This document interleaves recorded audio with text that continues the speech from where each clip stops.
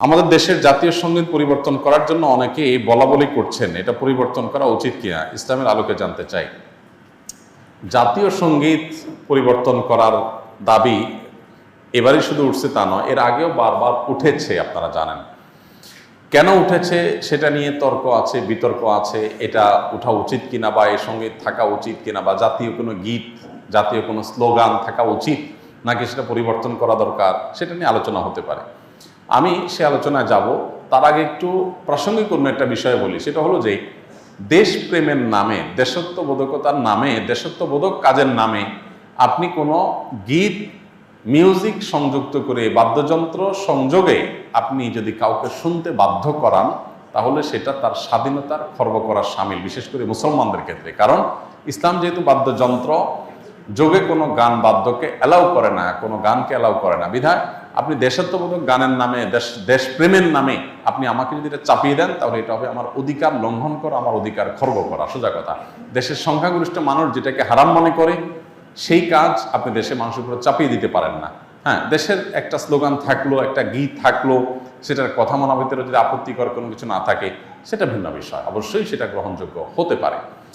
এবার আসা যাক এই গানটা নিয়ে, যে আমাদের যে জাতীয় সঙ্গীত আছে, আপনারা জানেন যে রবীন্দ্রনাথের লেখা এই গানটি বাংলাদেশের জন্মেরও আরো বহু আগে তিনি লিখেছেন। এই গীতটা মূলত বাংলাদেশকে কেন্দ্র করে লেখা হয়নি। বাংলাদেশকে কেন্দ্র করে যেটা লেখা হয়নি, সেটা কেন বাংলাদেশের জাতীয় সঙ্গীত হতে যাবে, এটা একটি বিষয়। আরেকটা বিষয় হলো, যেই গীতের মধ্যে কোথাও বাংলাদেশ শব্দটাই নেই, সে গীত কিভাবে এদেশের জাতীয় সঙ্গীত হতে পারে? বিধায় আমি তো মনে করি যে এই দাবিটা অযৌক্তিক না, যে আমাদের জাতীয় সঙ্গীত পরিবর্তন করা এটা সময়ের সবচেয়ে গুরুত্বপূর্ণ দাবিগুলোর মধ্যে থেকে একটি। আরেকটা এখানে বিষয় হলো যে আপনারা জানেন যে হিন্দু ধর্মাবলম্বীরা তারা পূজনীয় বা দেবতা তুল্য এরকম কিছু মানুষ বা কোনো ব্যক্তি বা বস্তু থাকে, তাদেরকে তাদের দৃষ্টিতে তারা সেগুলোকে মা বলে সম্বোধন করে। ইসলাম আমাদেরকে এরকম কোনো ধারণা দেয় না। মাতৃভূমির প্রতি ভালোবাসা এটা একটা স্বকীয় বিষয়, এটার জন্য মুসলমান হওয়া প্রয়োজন নাই, এটার জন্য মানুষ হওয়া যথেষ্ট। শুধু মানুষ কেন, অন্যান্য প্রাণীর মধ্যেও কি আছে, নিজের ভূমির প্রতি নিজের টান আছে। একটা কুকুর, একটা বিড়াল, একটা প্রাণীও দেখবেন যে সে যে ভূমিতে থাকে, বসবাস করে, বা যে ভূমিতে তার জন্ম বেড়ে ওঠে, সেটার প্রতি তার সহজাত একটা টান আছে। সেখানে মানুষের মধ্যে তো অবশ্যই আছে। আমাদের প্রিয় নবী সাল্লাল্লাহু আলাইহি সাল্লাম মক্কা থেকে যখন হিজরত করে মদিনায় আসছেন, তাকে যখন কেবলা পরিবর্তন নির্দেশ করা হলো, তিনি যখন ফিলিস্তিনের দিকে নামাজ আদায় করছিলেন, তিনি বারবার করে মক্কার দিকে যেন কেবলা করে নামাজ পড়তে পারেন, নিজের মাতৃভূমির দিকে ফিরে যেন তারা সালাত আদায় করতে পারেন, সেজন্য আল্লাহর কাছে বারবার করে বিভিন্নভাবে আর্গুমেন্ট পেশ করছিলেন। আল্লাহ তাআলা কোরআনে সেটা উল্লেখ করেছেন, ফালানুওয়াল্লিয়ান্নাকা কিবলাতান তারদাহা, হে রাসূল, অচিরেই আপনাকে আপনার মনের মতো আপনি যে কেবলার প্রত্যাশা করছেন সেদিকে ফিরে সালাত আদায় করার নির্দেশ দান করবে। এখান থেকে বোঝা যায় মাতৃভূমির প্রতি সহজাত টান থাকা এটা একেবারে প্রাকৃতিক একটি বিষয়। বিধায় এটার জন্য কোনো জাল হাদিস বানানোর কোনো প্রয়োজন নাই, যে হব্বুল্লাতন মিনাল ইমান, দেশপ্রেমের অঙ্গ, এরকম কোনো হাদিস নবী সাল্লাল্লাহু আলাইহি ওয়াসাল্লাম বলেন নাই। নবী সাল্লাল্লাহু আলাইহি ওয়াসাল্লাম নিজেই নিজের মাতৃভূমিতে তার ভালোবাসা ছিল। সো একজন মানুষ হিসেবে আমাদের মধ্যে সেটা থাকবে, দায়িত্বশীলতা থাকবে, সেটাই স্বাভাবিক। আলাদা করে জাল হাদিস বানানোর প্রয়োজন না। যাই হোক, তো মাতৃভূমির প্রতি টান এক জিনিস, আর সেটাকে পূজা করা আরেক জিনিস। ইসলাম আমাকে এটাকে পূজনীয় করতে বলে নাই। বিধায় সংখ্যাগরিষ্ঠ মানুষের বিশ্বাসের সাথে যেমন যায় না, এই গীত বাংলাদেশকে কেন্দ্র করে লেখা হয় নাই, এটা বাংলাকে কেন্দ্র করে লেখা হচ্ছে, যেটা পশ্চিমবঙ্গ পূর্ববঙ্গ মিলায়। অতএব এই জ্ঞান মূলত এই দেশের জন্য না, যার কারণে এই গীত বা স্লোগান বাংলাদেশের এটা পরিবর্তন হওয়াটাই হলো যৌক্তিক। এটাকে যারা মনে করেন অপরিবর্তনীয় বা পরিবর্তনের দাবি তুললেই যারা মনে করেন যে বোধহয় সব গেল, তারা কি এটাকে করোনাদিস মনে করেন নাকি, যে করোনাদিস এটা পরিবর্তন করা যায় না, এটা তো পরিবর্তনযোগ্য। অতএব এটা পরিবর্তন করার দাবিটা আমি ব্যক্তিগতভাবে মনে করি যে অযৌক্তিক নয়। ডিপ্রেশন, দুশ্চিন্তা থেকে মুক্তির উপায় কি? ডিপ্রেশন এবং দুশ্চিন্তা এখন ঘরে ঘরে। যত বেশি সম্পদ, যত বেশি মানুষের দিনকাল ভালো, তত বেশি মানুষের মধ্যে দুশ্চিন্তা, ডিপ্রেশন বেশি। তো এই দুশ্চিন্তা এবং ডিপ্রেশন এটা থেকে মুক্তি লাভের জন্য আমাদের যে কাজগুলো করতে হবে, তার ভিতরে 1 নম্বর হলো 5 ওয়াক্ত নামাজ যথাযথভাবে সুন্দরভাবে আদায় করতে হবে, খুব লম্বা সময় নিয়ে, ধীরে ধীরে। দ্বিতীয়ত, আপনি বেশি বেশি করে কোরআনে কারিমের অর্থ সহকারে তেলাওয়াত করবেন। এটি দুশ্চিন্তা থেকে মুক্তি লাভের জন্য অন্যতম কারণ। বিশেষ করে সূরা ইউসুফ সম্পর্কে অনেক উলামারা বলেছেন, এটা অর্থ সহকারে বুঝে পড়লে, মহব্বতের সাথে পড়লে, তাজবিদের সাথে সুন্দরভাবে পড়লে ইনশাআল্লাহ দুশ্চিন্তা থেকে মানুষ বাঁচতে পারে। তৃতীয়ত, দুরুদের আমল। এ সম্পর্কে হাদিসে পরিষ্কারভাবে আমাদেরকে নবী সাল্লাল্লাহু আলাইহি ওয়াসাল্লাম নির্দেশনা দিয়েছেন যে নিয়মিত যদি কেউ দুরুদ পড়ে, সবসময় দুরুদ পড়ে, তো আল্লাহ তাআলা তাকে দুশ্চিন্তা মুক্ত করেন। আরেকটা হলো ইস্তেগফার।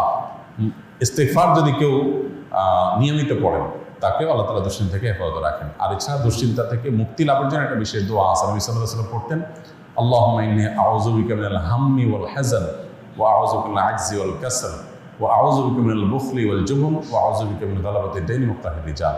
এই দোয়ার প্রথম অংশ যেটা, আল্লাহুম্মা ইন্নী আউযু বিকা মিনাল হাম্মি ওয়াল হাযান, আল্লাহ আপনার কাছ থেকে দুশ্চিন্তা, পেরেশানি, ডিপ্রেশন থেকে আমি পানা চাই, এটা অবশ্যই করে পাঠ করবেন। আর এমনিতে নবী সাল্লাল্লাহু আলাইহি ওয়াসাল্লাম নিয়ম ছিল, কানা ইযা হাযাবাহু আমরুন ফাযা ইলাস সালাহ, কোনো বিষয়ে যখন তিনি পেরেশানিতে পড়তেন নামাজে চলে যেতেন, 2 রাকাত নামাজ পড়তেন।